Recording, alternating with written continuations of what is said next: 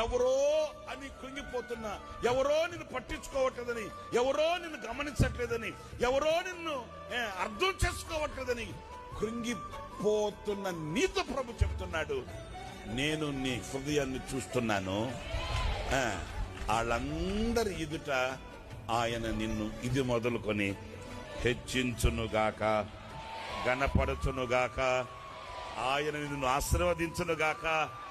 ఎవరైతే నిన్ను చూసి పెదాలు విరిచారో, ఎవరైతే నిన్ను చూసి కనుసైగలు ఎగరేసుకున్నారో, ఎవరైతే నిన్ను చూసి చెడుగా మాట్లాడుకున్నారో, ఎవరైతే నిన్ను చిన్న చూపు చూచి కడగా దూరంగా పెట్టారో, ఆ ప్రజలందరి ఎదుట నా దేవుడు నీ మీద ప్రశంసల వర్షం కురిపిస్తాడు.